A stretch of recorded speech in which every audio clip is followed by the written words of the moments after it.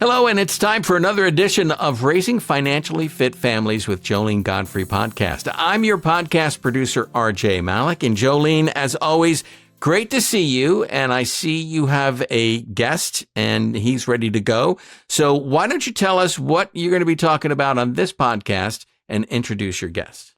Well, this is another one of, I say this every time we talk, but this is really, truly one of my favorite topics. And we're going to be talking about collecting and what it has to do with kids and their financial fluency. And my guest today, Doug Dreier, is a friend and colleague who is an expert in this field. And I'm going to ask you just to introduce yourself a little bit, Doug, before we just jump into the conversation.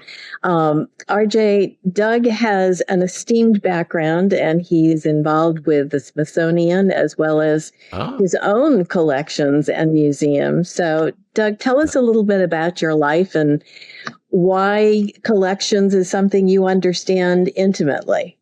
Yeah, well, hello. Thank you very much for having me today. Joline, is always a pleasure. RJ, nice to meet you. My background is really education. I was trained as a teacher. I worked in as a teacher for a period of time, but I grew up collecting. My dad was a collector. My mother collected. So I was really raised in the mindset of baseball cards and trading cards. And later on, once my educational career ended, I sort of moved back to California. I was working on the East Coast in Maryland and then in New Mexico, really focused on collecting and built a collection with my family that ultimately culminated in a private museum, of which Joline, I know, had been to many times up in Santa Barbara. We focused on sports, non-sports, Hollywood, natural history, books, Magic. magic, Cracker Jack toys, take your pick. And through that, really got involved and really got passionate about the how and the why of collecting and the benefits of collecting. And so through that, then have got involved. I've been long involved with museums, Santa Barbara, got involved with touring shows at the Smithsonian. I work with a group called Sites. I work with auction houses. I work with various companies as a consultant or contractor. And I have clients who want to buy and sell collections, or they want advice on collecting. And so I can't say it's something I specifically trained for, but it is something where a passion turned into getting to do some of the coolest stuff in my life. You do cool stuff, Doug. That is for sure. And I want to get into that and talk specifically about how and why to get kids collecting. But I have a story for you first. I want to run by you, and I'd love your reaction. So I'm not sure we've discussed this, but I am an Antique Roadshow junkie. I just love watching that show, and I suspect you do too. And one of the things that finally kind of penetrated my consciousness was that there is this pattern. The appraiser will say to the person bringing the thing, whatever that thing is, "So what do you know about this thing that you've brought today?"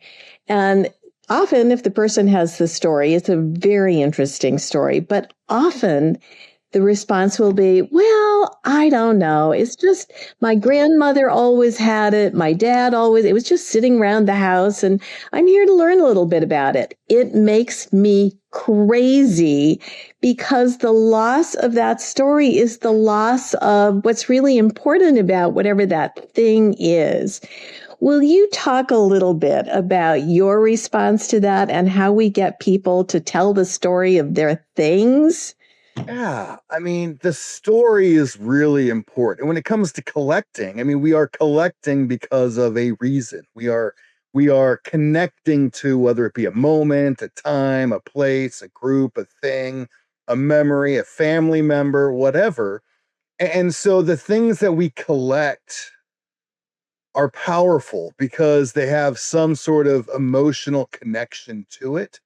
And so when we see those stories of, oh my goodness, my grandfather had this item and I grew up and he told me about it. And I Right. sort of learned all about it, and the shared passions, right? The generational connections are ideal, but sometimes we don't. Sometimes a parent collects something that the child has no interest in, then it goes to that child, after a death or something, and then that person Right. doesn't know the stories, and sort of the romance or the magic of that item is lost. Like, we talk about a thing, and its power is in addition to it just being cool or valuable, the story of that, the idea that it has a deeper meaning to a family, really does matter.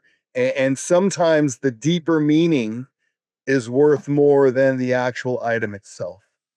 Exactly. Exactly. It's what gives it power often. Yeah. I mean, I have stories of my grandfather, and I have pictures and items that came from my grandfather, and he's long dead now. But I can conjure him up in a moment and remember who I am in a really deep way when I can connect to those. I think in other cultures, we would refer to some of those things as totems. Totems, but They, even going back beyond that, oral histories, right? Like, good so point. many cultures, the oral histories are what passed along generation to generation and kept those cultures together, and talked about why it was so important to have that identity. And objects, totems, have that same power, really. We've seen things that have been in families for generations, whether it be a piece of art or a property or something that is sort of an identifier for that family.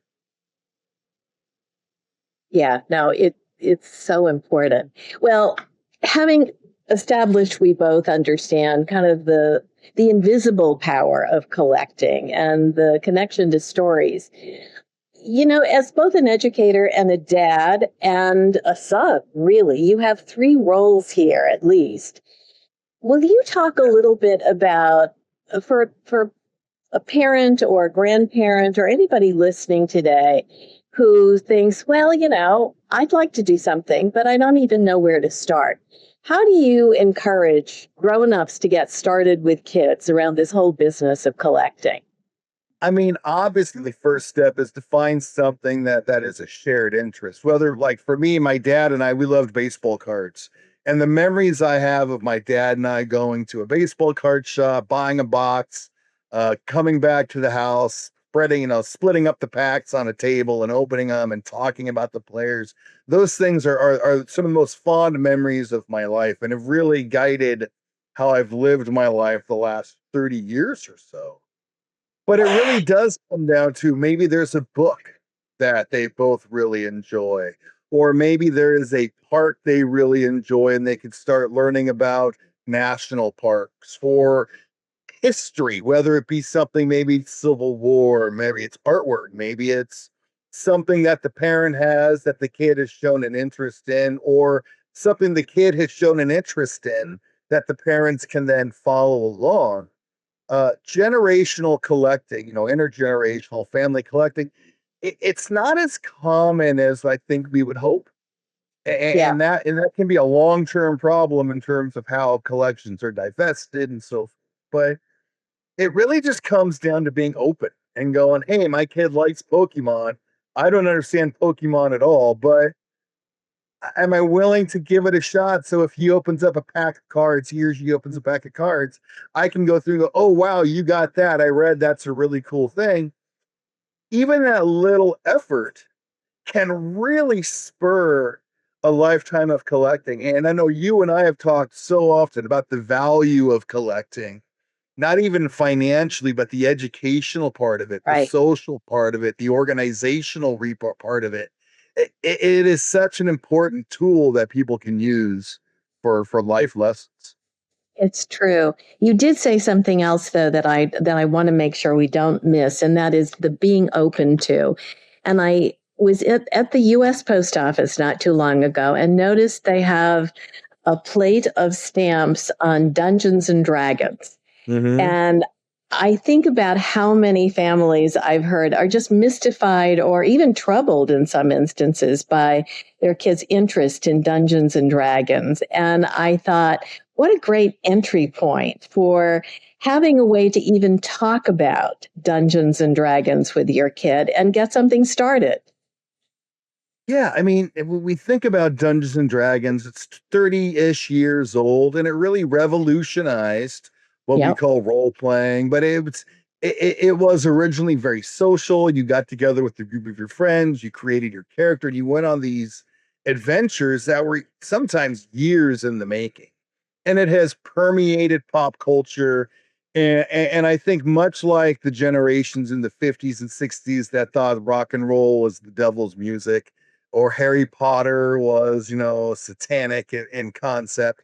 People are they're just that open. They go, "Hey, I don't get Dungeons and Dragons." I had this conversation this morning with my own kid who said something. I'm like, "I don't get that. Like, I don't even understand the word you're saying. What does it mean?" And he said it meant another word. And I go, I don't understand that word either. I mean, that's how out of touch I am with some of these things. But it really comes down to letting yourself be open to the possibility that you might enjoy something or you might be Right, open to something.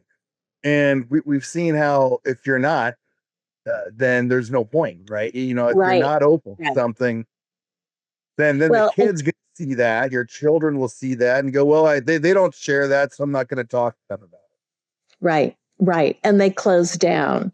it. And that takes us kind of full circle around to financial education. And, you and I have talked about how important it is to make the process of acquiring financial fluency fun and engaging and exciting even. If you go about it from the point of scarcity, you have to Yeah. be really careful and you've got to really budget. That is not going to entice any kid. And I yet, was liking that. Oh, I'm sorry, go on.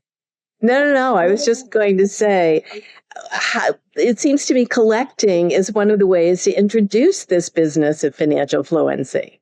Well, I always think of it, when you're in school and you're assigned a book to read, it's never as enjoyable as the book you've chosen to read on your own, right? Like I remember when I was in high school and they wanted me to read Catcher in the Rye. I'm like, boy, I just don't have any vested interest in this. But when I was in college, I read it again. I'm like, wow, no kidding. This book makes perfect sense to me. Being forced or pushed into something, prodded into something, uh, is hard. Finding something organically and, you know, you and I have talked about the process of collecting. You're going to fall in love with something as an Yeah. adult, as a kid, and you're going to buy a piece and you're going to lose money. Not only do you not have the knowledge to know what you're spending, you don't have the depth or the connections or the base to know where things are. You're just going to connect. You're gonna go, oh my gosh, I love that piece of art, whether it's this Right. Picasso reads you can't see, or other things. I love that. I want it. And then you go into the more research part. Oh my gosh, I guess I could have gotten that from the dealer or the artist itself, or I could have gone here and I'm gonna put a little more effort into it. Or, it's sort of a scaffold, right? Like the more you buy, the more you know. And, Yeah. and it's the Yeah. same with financial education.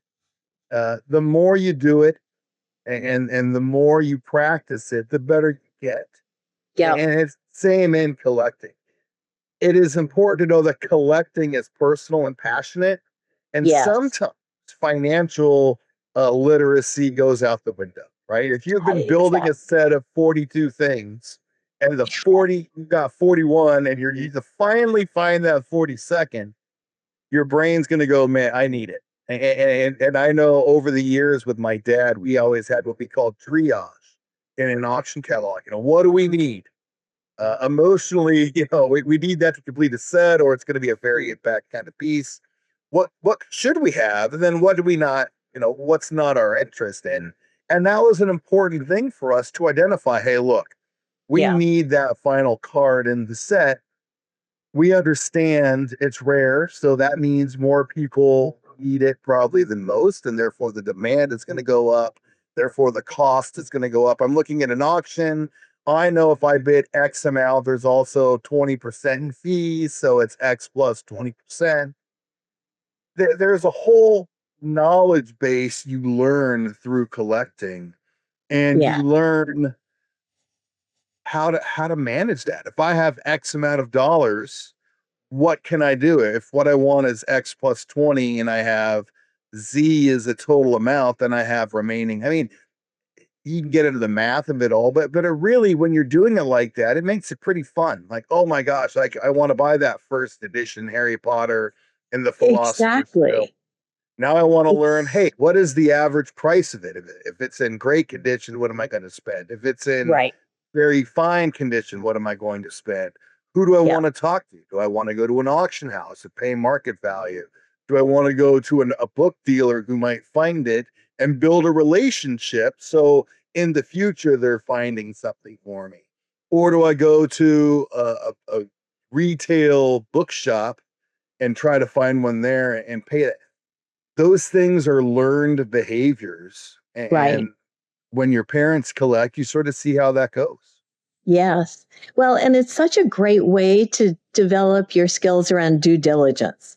You know, Yes. I think when we start kids with the instinct is to start kids with, say, a Disney or an Apple stock. And those are perfectly good starting places. It's not that I would diss that in any way, but not every kid is going to be turned on by a stock that you have to wait a while to see the value grow. And Yeah. figuring out the answers to the questions you're putting out there. Who do I talk to?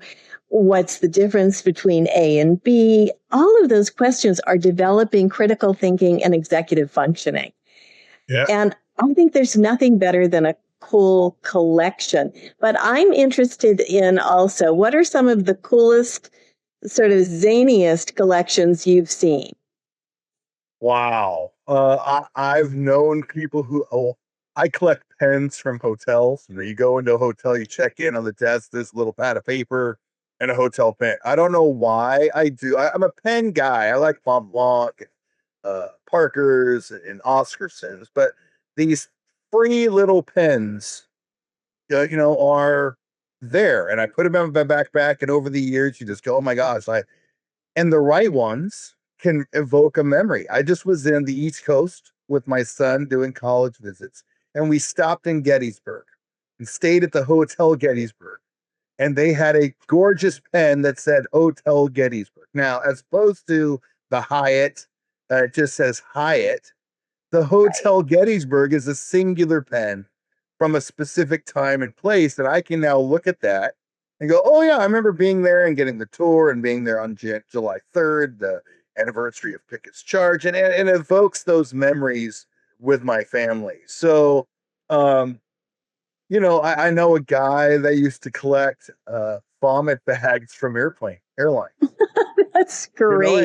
it's because, Okay. again, but simple things like my son, who I know y'all don't think you've met, but he loves history and travel. He collects magnets, and wherever he goes, buys a magnet. He's got a couple magnet things on his wall, and he can sort of track his travels.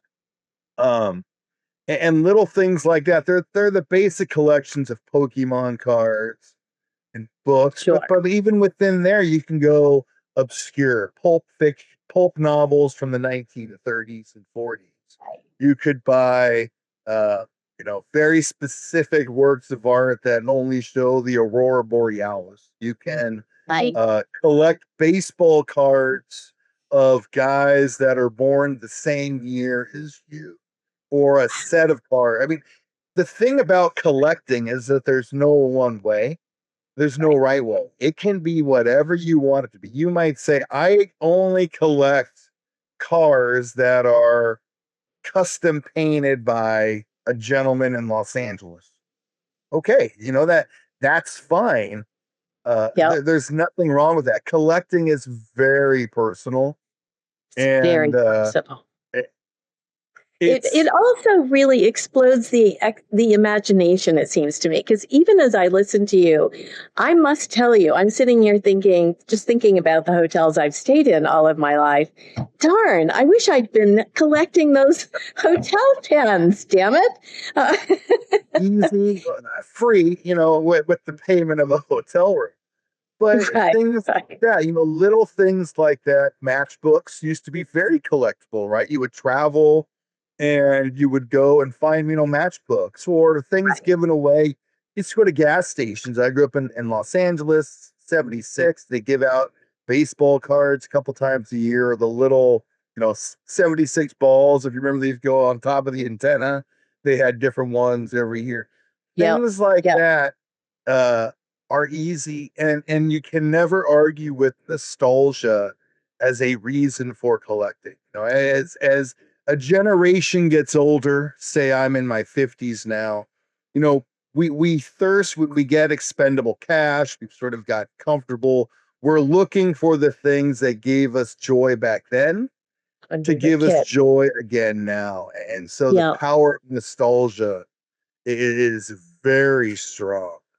And Well, it's yeah. also a way to show respect. I mean, as I listen to you, I think of the conversation you had with your son. You may not understand something he says to you, but if he comes to you with something he's collecting and he's serious about it, it's like suddenly there's a bridge and you can Yeah. respect him and he's going to be grateful you did respect him. That opens a door between parent and child that gets Yeah. closed very easily. Anything that can foster conversation. And I've had this in my conversations with companies about how to cultivate customers into collectors, right? And it's, asking a question, finding one little bit of common ground that you and I could talk about. Well, you're from Maine. I've never been to Maine, but my sister was born there. My dad was at Loring Air Force Base in Limestone. She was born there. Like right away, we could talk a little bit about Maine, enough that gives us that connection. Or, Right.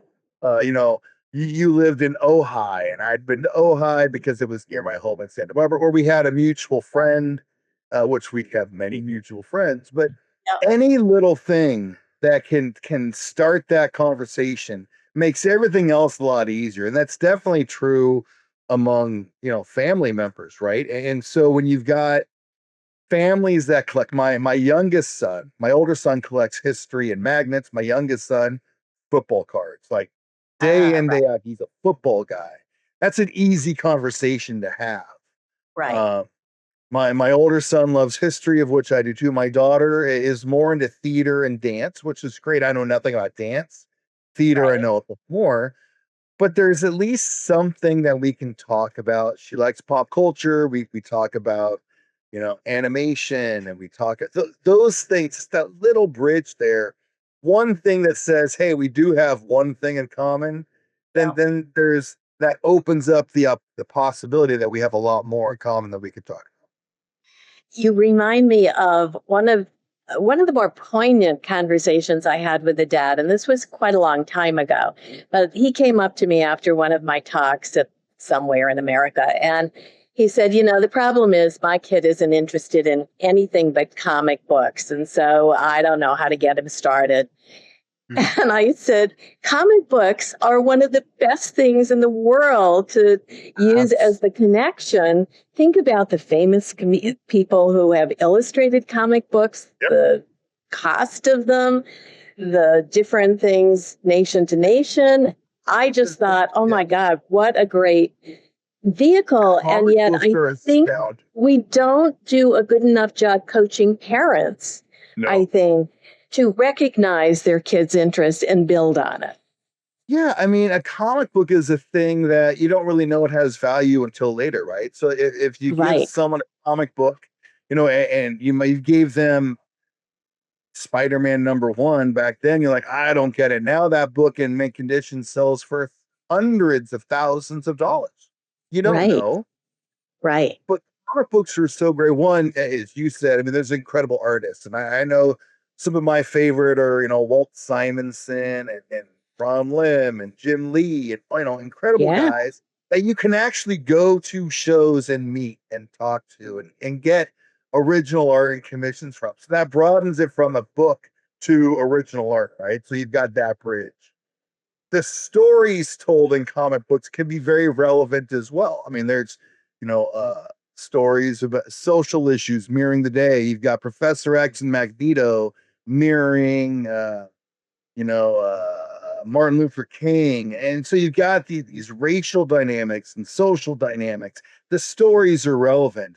You've also Yes. got the value, right? You've got these great characters that can connect. Yes. You've got Spider-Man was invented because they wanted a character that would relate to children, the kids, to teenagers. And so Spider-Man Yep. is an eternal 17-year-old, they call him boys. Fantastic Four was created to be family friendly. And Wow. that will come out, and it's sort of the first family of comic books now.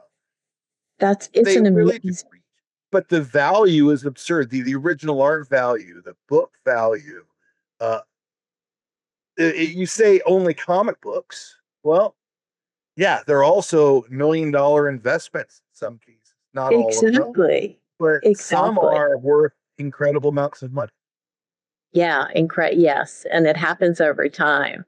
Yeah. Now, I do think this business of helping families understand is also a way to get kids off their devices. Yesterday, I did a whole community event on how parental voices have been diminished a lot by the intervention of devices in a kid's life. And I think of how often I hear from families that kids are socially awkward. They don't know how to connect. But wandering around at any place where you're live, collecting and looking and talking to people, that's a way to get kids socially engaged again and off those darn devices. Yeah, I mean, collecting offers so many skills, right? Bartering skills, research skills. A lot of Yeah. them are those skills. I just spent the last week in Chicago at the National Sports Card Convention, and you're watching all these kids who are at the age of 12 having collections that most people prior to now would be envious of, working with budgets and this is worth X, and I'm using this card, this website to value it, and I want to trade you this for that. And then you're getting into, well, there's more of those. I have an easier time getting that, but so I'm going to give you 2 of these to get 1 of those kinds of skills. But you got these kids who are having to talk. Comic cons are a great place for that. Going back to comic Oh, books, yeah. comic Yeah. cons are sort of the great utopian society where everybody fits in, the rich, the poor, the socially adept, the socially awkward. They all work well together because of passion, right? They're all there to Right. celebrate one thing. And again, they go, wow, you like Sailor Moon, which I know nothing about, but you like it. I like it. All of a sudden, that bridge is open and we can communicate. And you see some really great relationships and friendships building in places like that. You may be the only person I know who is smart enough to see Comic-Con is a great vehicle for financial education. And I really appreciate that. But collecting is such a great tool. And you learn so much. You learn quickly what you don't know and Yes. what you need to know. And if you have a passion for something, follow it. There are ways to collect just about it. If you love history, you can collect artifacts. Or my son just got a bullet from the Gettysburg battlefield. It's not worth a Whoa. lot of money, but it's tangible. And to go back to Yes. your point about owning stock, Right. collecting is so often is tangible, right? And the Right. thrill of owning something you can hold in your hand. I Yep. had a conversation with an investment banker at the National a week or so ago, and he just could not get his brain around the concept of collecting. Why would you spend money on a piece of art when I could just go print one off the internet? And Ugh, ultimately, it came down to, look, if you have the gene, you have the collecting gene. But the discussion came down to, hey, look, investment bankers think collectors are sentimental fools, right. and collectors think investment bankers are soulless robots, and they're both fairly wrong. Right. There is sentimentality involved, and there is a calculation required for investment, but that doesn't mean they can't work together. And That's and the more right. knowledge you have, and the more passion you have, And it's fun. I mean, the things I get Oh, to it's do fun. and the people I've met and the places I've gone through collecting have Yeah, been the rewarding experience of my life. I met you because of a collection at our exactly. thing. You were there with another person. You saw what we got to do. And I always tell people the blessing of my life is I got to do it with my family, my mom, my Right. dad, my sister. We got to work together and build one of the best collections of sports ever assembled, and books and Yep. gems and Yep. minerals. And I've handled Gutenberg pages and Harry Potter books and Babe Ruth bats and Honus Wagner baseball cards. And the memories you can do with that Are are just incredible. fabulous. Yeah, I was in Cincinnati not too long ago, and the Cincinnati Reds have a very cool um, collection of Cincinnati Reds memorabilia that goes back a very long way. And it's the history of the city of Cincinnati and the players and the owners. And, it's just such a tangible way to learn and discover things. I mean, you can tell You you can and I track love this history topic. with Cracker Jack toys. You can go and find out, what's popular culture in that. Cracker Jack toys came about late 1880s or so, where they were paper dolls originally. But you can track trends of the day. In Chicago, they had a complete run of 50 Super Bowl tickets, the first 50, and you can see artistic influences over the course of 50 years, right? When technology and holograms became popular, but oh Right. wow, that's 70, that's Art Deco, and that's fine. You can, if you look for these things, you're if you're a collector, you're a student of history, tangentially and intentionally often. Uh, Yeah. and it's a blast. Yeah, no, you and I could carry on this for another couple of hours. And Yeah, I know in a minute, RJ is going to come interrupt us because we're going on, as he puts it. we told you, Uh, RJ. We can go on forever and ever. exactly. Uh, Okay. thank you so much, Doug. I think you and I are going to have a round 2 and 3 on this in another I would time. love it. I would love But I think the business of collecting is such a lost opportunity for so many families. I'm glad we could bring it to attention today. So RJ, thanks. Yeah. You're going to find us again. Okay. Well, I'm looking forward to that. This was very fascinating to listen to, and especially when Doug brought up Cincinnati. I have nightmares of the Big Red Machine beating my Sure. New York Mets Oh, continuously. That was very, very painful for me, but it's a lot of fun thinking back on those memories. Nostalgia matters. Gives you joy to think about those times. Sure, And the sure, most because worth it. Yeah. I had cousins from Ohio, so they would come to Long Island where I grew up, and they would have their trip based around the Reds playing the Mets. Yeah. And of course, they always beat the Mets, and but it was still a lot of fun to be with them. So a great experience, lots of fun. So Doug, before you go, can you give us some contact information? So yeah, my name is Doug Dreier. I have a website, thecollectionconnection.com. You can find me there. I've done speaking engagements. I've done consulting primarily, and thecollectionconnection.com. Happy to talk to anybody. And really, hey, if you want to talk about collecting, I'm your guy. I love it. It's such a passion. Sounds good. All right, Joe. We don't shut up. Jolene, your contact information? I can always be reached at bounce-10.com. And you can find me also at Joline, Joline, at bounce-10.com. And I hope people will, in fact, stay in touch with Doug and I on this topic, because you could tell we do care about it. So thanks a lot, RJ. This has been fun today. It was obvious you two enjoyed talking about this. It was a conversation between two old friends that I was eavesdropping on. So, and we look forward to your next podcast, Joline. And thank you for listening to today's Raising Financially Fit Families with Joline Godfrey podcast. Please like, follow, and share this podcast with friends and family. Until our next podcast, for Joline Godfrey, I'm RJ Malik. Thank you for listening to Raising Financially Fit Families with Joline Godfrey. To learn more, visit www.bounce-10.com, and don't forget to click the follow button to be notified when new episodes become available. The information covered and posted represents the views and opinions of the guest and does not necessarily represent the views or opinions of Bounce 10. The content has been made available for informational and educational purposes only.